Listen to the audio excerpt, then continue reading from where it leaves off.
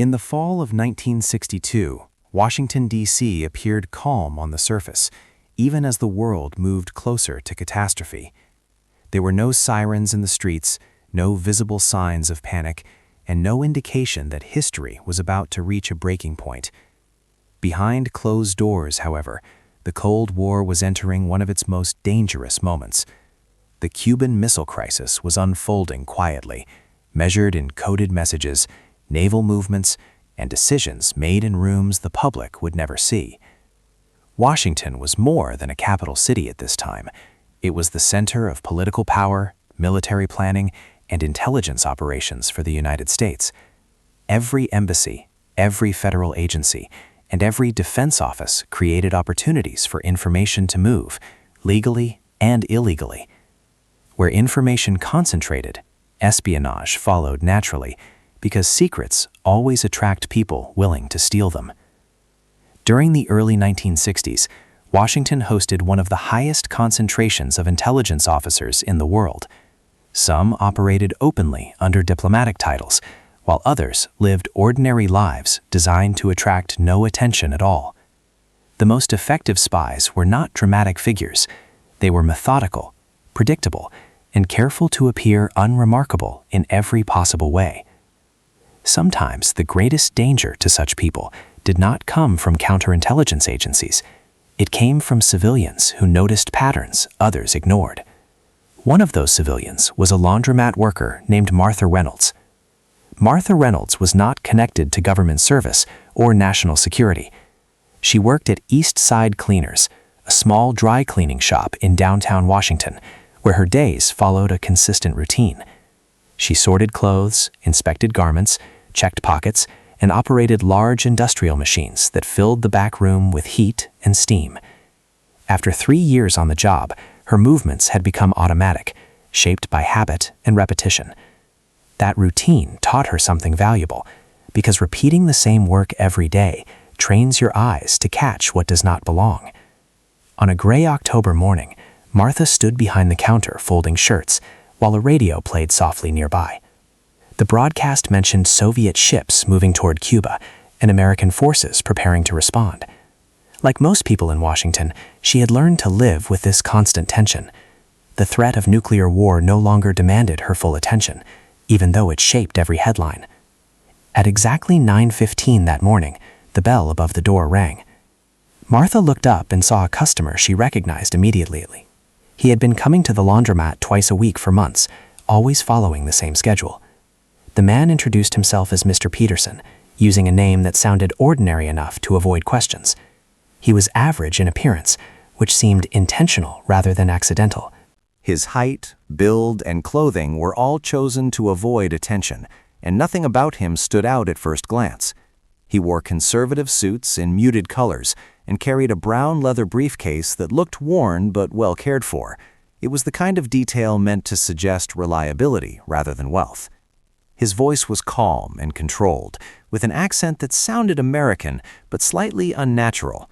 Certain sounds were pronounced too carefully, as if English required effort rather than instinct. Martha had noticed this before, but dismissed the thought. Washington was full of transplants, and suspicion was easy to manufacture in tense times. He handed her a bundle wrapped in brown paper and tied with string. The weight told her what it always did, because it was another bundle of suits. In 6 months, she had never seen him bring anything else. No casual clothes, no seasonal garments, and no personal items beyond those dark, formal suits. "I'll have these ready Thursday," Martha said, writing out his ticket. "Thursday is perfect," he replied. He paid in cash, using exact change, as he always did. She noticed the way he counted the money carefully, without hesitation or adjustment. He wore no wedding ring, no watch, and no jewelry of any kind. Nothing about him suggested a personal life. After he left, Martha carried the bundle to the back room, where the real work began. Checking pockets was part of her responsibility, and it was a task she took seriously. People forgot all kinds of things in their clothing: coins, notes, receipts, and occasionally something important. She untied the string and unfolded the paper. There were 4 suits, all made from high-quality wool with precise stitching and silk linings. These were not inexpensive garments, but they were chosen carefully to avoid appearing luxurious. She lifted the first suit and checked each pocket methodically. There was nothing inside. The second suit felt newer than the others, with fabric that still held its shape. She checked the outer pockets, then reached into the interior pocket. Her fingers brushed against a thin piece of paper tucked deeper than a normal receipt. She pulled out a small, torn sheet covered in neat blue handwriting. The letters were grouped in sets of 5 and written entirely in capital form. They did not resemble words or abbreviations she recognized. The grouping felt intentional rather than random. When she turned the paper over, she saw numbers written with the same precision. They did not look like prices, phone numbers, or dates she could easily identify. Martha stood still longer than she realized. This did not look like something forgotten by accident. She was not trained in cryptography or intelligence work, but she lived in Washington during the Cold War. She understood enough to recognize when something felt deliberately concealed. She folded the paper carefully and placed it in the pocket of her apron. At that moment, she did not know what she would do with it. She only knew that this small detail refused to feel ordinary. And in the world of intelligence, history often turns on moments that begin exactly like this. For the rest of that morning, Martha tried to focus on her work, but her attention kept drifting back to the folded paper in her apron pocket. She continued sorting clothes, loading machines, and speaking politely to customers, yet her thoughts no longer followed the familiar rhythm of routine. The letters stayed in her mind. They were too neat to be careless, too structured to be meaningless. 5 letters in a group was not a natural way to write personal notes. It was a pattern designed to hide meaning rather than express it. Martha was not an expert, but she was observant. Years of repetitive work had trained her to notice small inconsistencies, and this felt like one of them. During her lunch break, she sat alone at a small table in the back room and took the paper out again. She studied it slowly, tracing the letters with her eyes, as if that might reveal their purpose. Nothing about the letters changed, no matter how long she stared at them. The letters remained stubbornly opaque, refusing to become words. The numbers on the back were no more helpful. She tried to imagine innocent explanations. Perhaps Mr. Peterson was a professor using shorthand notes. Perhaps the paper belonged to a mathematician working through a private problem. Those explanations sounded reasonable, but they did not feel convincing. Martha lived in a city where espionage was not a rumor but a reality. Every newspaper carried stories about intelligence arrests, defectors, and foreign agents operating in plain sight.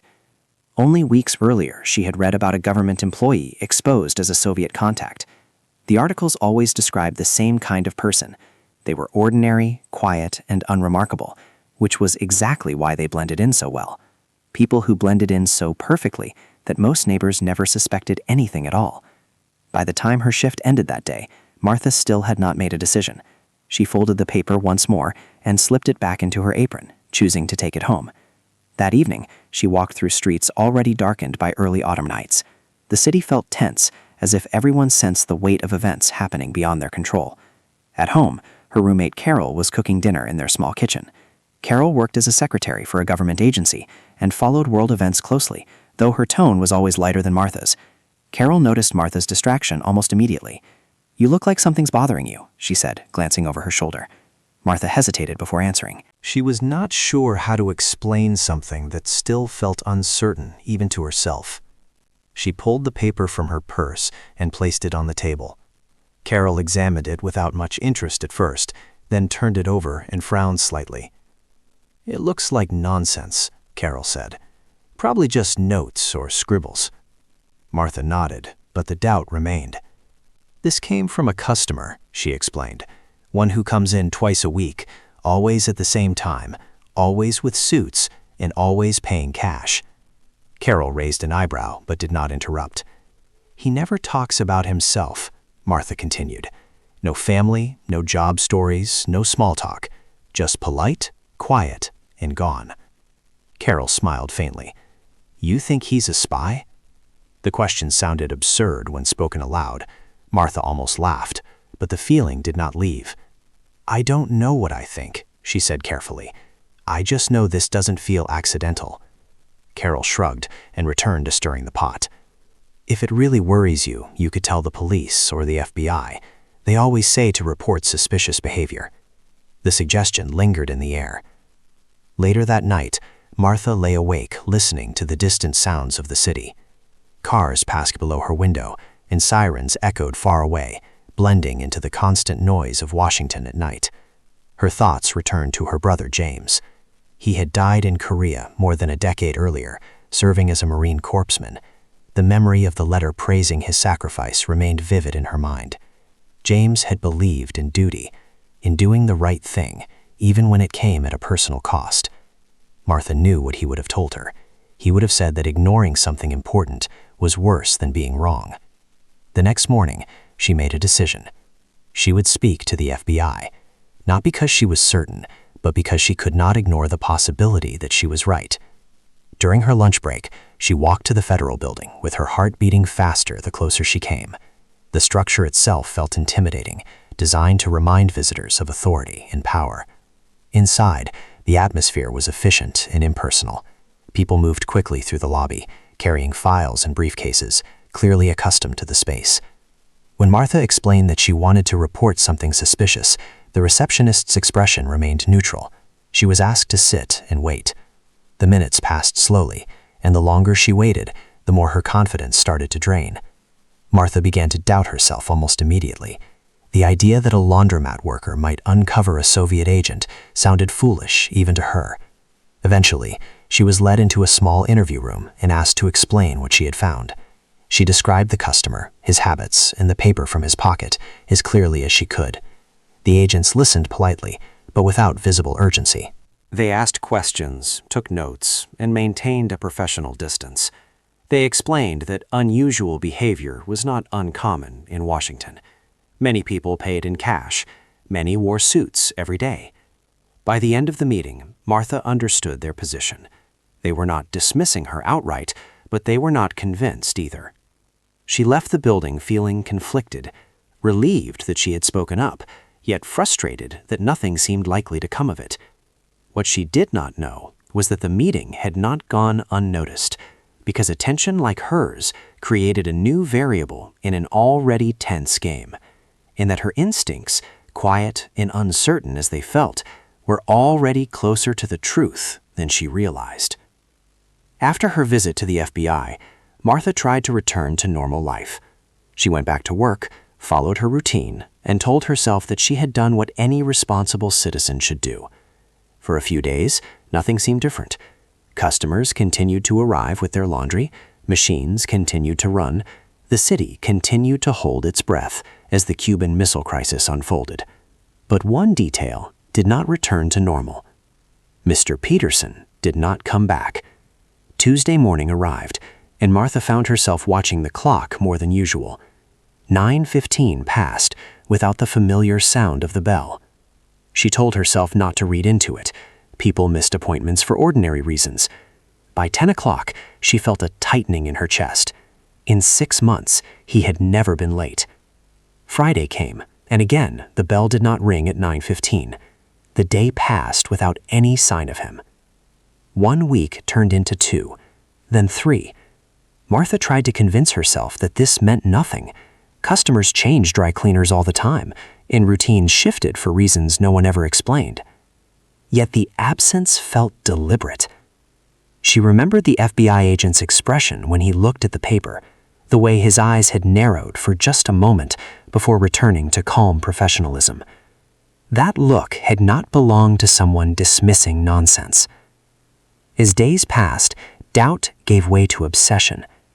Martha replayed every interaction she had ever had with Mr. Peterson, searching for something she might have missed. She remembered one small detail that had seemed meaningless at the time.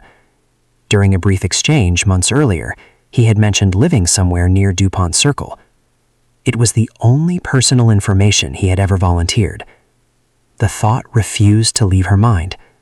She knew the FBI had warned her not to act on her suspicions. They had told her to continue her routine and not to draw attention. But the longer Mr. Peterson remained absent, the stronger her need to understand became. 3 weeks after his last visit, Martha made a decision that would change everything. She would find him. On Saturday morning, she told her roommate Carol that she was going shopping downtown. Instead, she took the metro toward DuPont Circle. The neighborhood was quiet and orderly, filled with row houses, small apartment buildings, and tree-lined streets. It was the kind of area favored by professionals who wanted proximity to government offices without the noise of downtown. Martha had no plan. She simply walked. She scanned faces, studied entrances, and paid attention to anyone carrying a briefcase. The logic of her search was weak, and she knew it. Washington was home to hundreds of thousands of people. The chances of finding one man by accident were almost non-existent. Hours passed, and fatigue began to replace determination. Her feet ached, and the cold seeped through her coat. She was preparing to give up when she saw him. He was walking ahead of her on Connecticut Avenue, moving with the same measured pace she recognized instantly. The brown leather briefcase was in his hand. This time, he was not wearing a suit. He wore casual trousers, a dark jacket, and a flat cap pulled low over his forehead. Without the uniform of his usual clothing, he looked more ordinary, yet somehow more exposed. Martha's heart began to race. She stepped into a doorway and watched him pass without looking back. When he continued down the street, she followed at a careful distance. She kept other pedestrians between them and slowed whenever he slowed. She ducked into shop windows when necessary, pretending to browse. She had read enough novels to understand the basic idea of surveillance, but the reality was far more difficult. Every step felt loud, and every glance felt dangerous. Mr. Peterson walked several blocks before turning onto a quieter side street. The buildings grew smaller, and the street felt residential rather than commercial. He stopped in front of a modest brick apartment building and unlocked the door with a key. Without hesitation, he stepped inside and disappeared from view. Martha waited across the street, her pulse pounding. She counted slowly to calm herself and watched the entrance. After several minutes, she crossed the street and entered the building's vestibule. Inside, a row of mailboxes lined the wall. Each had a name neatly printed on a small card. She scanned them quickly, then stopped. Apartment 3B read Peterson, but the card was slightly misaligned. Behind it, faint writing was visible. Martha carefully lifted the card and felt the blood drain from her face. The name beneath was written in pencil. The name underneath was Petrov, written faintly in pencil, as if it had been hidden in a hurry. She did not need training to understand what that meant. Petrov was not an American name. It was Russian, and it instantly reframed every strange detail she had noticed before. In that moment, suspicion hardened into certainty, because there was no harmless reason to hide a second identity behind a mailbox card. Mr. Peterson did not exist. He never had. Martha memorized the address, replaced the name card, and left the building as calmly as she could manage. Her legs felt unsteady as she walked away. She needed to make a call. And this time, she knew the FBI would listen. Martha did not run, but every step away from the apartment building felt heavier than the last.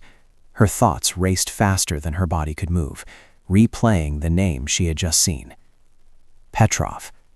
The sound of it alone carried meaning. It confirmed what she had suspected, but never truly believed until that moment. She turned the corner and spotted a public phone booth near the intersection. Her hands trembled as she searched her purse for a coin. The receiver felt cold against her ear. She dialed the number on the FBI card she had been given weeks earlier. Each ring stretched longer than the last. When the line finally connected, a voice answered with immediate recognition.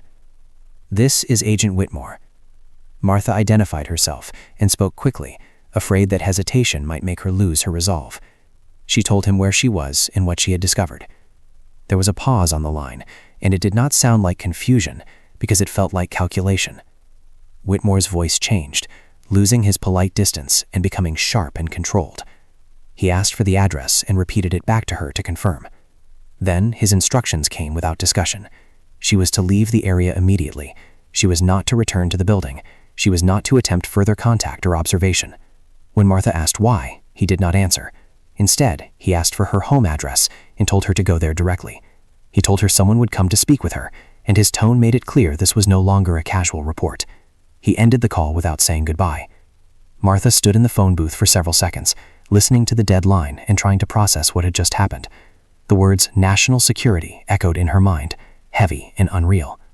The ride home felt longer than usual. She watched the dark tunnel walls blur past the metro windows, her reflection staring back at her without expression. When she reached her apartment, she climbed the stairs slowly and let herself inside. Carol was there, reading on the couch, and looked up in surprise. Martha barely managed to explain that the FBI was coming before there was a knock at the door. 2 men stood in the hallway when she opened it. She recognized one of them as Agent Foster. They entered the apartment and showed their credentials without ceremony. Their manner was calm, but their urgency was unmistakable. Martha told them everything. She described how she had followed Petrov, how she had found the apartment building, and how she had discovered the name beneath the mailbox card. Both agents listened closely, taking notes and asking precise questions. When she finished, there was a brief silence. Then one of the agents spoke. The man she knew as Mr. Peterson was indeed Alexei Petrov. He was a Soviet intelligence officer operating under diplomatic cover. Martha felt the room tilt slightly as the words settled in. They explained that Petrov had been under observation for months. The FBI suspected his activities, but had not yet identified his full network. The paper Martha had found was not meaningless. It was a set of coded instructions connected to a series of dead drops across the city. Those instructions had helped confirm the identities of other Soviet operatives, including a government employee who had been arrested days earlier. Martha struggled to understand how something so small could matter so much. The agents explained that espionage rarely collapsed because of dramatic confrontations. It failed because someone overlooked a minor detail or underestimated an ordinary person. Petrov's routine had been effective because it was boring. A man taking his suits to the dry cleaners twice a week did not attract attention. Until someone paid attention anyway. They also explained why Petrov had not been arrested immediately. Intelligence work favored observation over disruption. A known spy could be more valuable than a detained one, especially if his communications could be monitored and manipulated. Martha listened quietly, absorbing the reality that she had been standing near the center of a much larger operation. Before leaving, the agents gave her clear instructions. If Petrov returned to the laundromat, she was to call immediately. She was not to change her behavior or reveal any awareness. As the door closed behind them, the apartment felt unnaturally quiet. Martha sat down and stared at her hands, still trembling slightly. She had acted on instinct, and the instinct had been right. But the consequences were larger than anything she had imagined. After that evening, life appeared to return to normal. Martha went back to work at East Side Cleaners, unlocking the door each morning and turning on the lights as she always had. The machine still rumbled in the back room, and the smell of detergent and steam still filled the air. Customers came and went with the same small complaints and casual conversations. Nothing about the laundromat suggested that it had once played a role in an international intelligence operation. But one routine never returned. Mr. Peterson did not come back. Tuesday passed without the familiar 9:15 arrival. Friday followed the same pattern. Weeks went by, and his absence became permanent. Martha reported this to the FBI as instructed, but the response was measured and calm. They told her that Petrov had altered his routine and that this was expected. He had not disappeared because he had adapted quickly, changing routine the moment he sensed pressure. Behind the scenes, the Cuban Missile Crisis reached its breaking point. Negotiations took place through channels far removed from public view, and the world stepped back from the edge of nuclear war. Soviet ships turned away from Cuba. American forces stood down. To most people, it felt like a return to safety. For intelligence agencies, it marked a shift rather than an end. Petrov was not arrested. He was not exposed publicly. He was not paraded as proof of victory. Instead, he remained under surveillance, because watching a compromised spy could reveal the network around him. The FBI and other agencies continued to watch his movements, track his contacts, and quietly dismantle the network around him. Information he passed was intercepted, altered, or rendered harmless before it could reach Moscow. In intelligence work, this was considered success, even if it felt unsatisfying to someone who expected justice to look more direct. Martha struggled to accept that idea. She had grown up believing that justice meant removal and punishment, that threats were eliminated, not tolerated. The agents explained that espionage did not follow those rules. A compromised spy could be more useful than a captured one, especially during a fragile international standoff. Petrov continued his work, unaware that every step he took was monitored. Every meeting, every message, and every routine was now part of a larger operation designed to control the damage he could cause. Eventually, without fanfare or announcement, he was expelled from the United States under diplomatic cover. His departure was folded quietly into broader negotiations between governments. No headlines mentioned Martha Reynolds. No article described the laundromat or the folded piece of paper. The world moved on. Years later, when Cold War tensions eased and certain files were declassified, Martha came across a brief mention in a newspaper. A Soviet intelligence officer named Alexei Petrov had been quietly removed from Washington in late 1962. The article described his exposure as the result of an unexpected source. No details were provided. Martha clipped the article and placed it in a drawer. She did not show it to anyone. She did not need recognition to know what she had done. The laundromat continued its daily rhythm. Pockets were checked. Clothes were pressed. Receipts were discarded. Martha never again found anything like the paper that had changed her life. But she never stopped paying attention. She understood something now that she had not before. History does not always turn on dramatic acts or powerful figures. Sometimes it shifts because an ordinary person notices a pattern and refuses to ignore it. The Cold War was fought with weapons and strategies, but it was also fought with routines and assumptions. Petrov had relied on those assumptions to protect him. Martha had broken them. She returned to her work with the same care she always had, knowing that vigilance did not require authority or training. It required attention, patience, and the courage to act when something felt wrong. And somewhere in Washington, his life returned to its quiet routines. The invisible war continued, shaped by details most people would never see.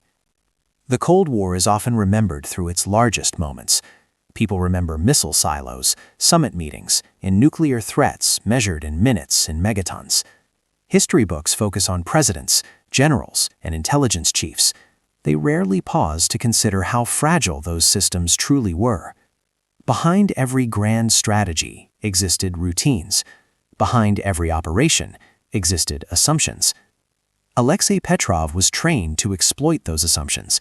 He relied on predictability to survive, on boredom to remain invisible, and on the belief that ordinary people rarely questioned what they saw every day. His mistake was not arrogance, but familiarity, because routine can make even careful people sloppy. He assumed that no one would question a man who brought suits to a dry cleaner twice a week. He assumed that a laundromat worker would see patterns only in fabric, not behavior.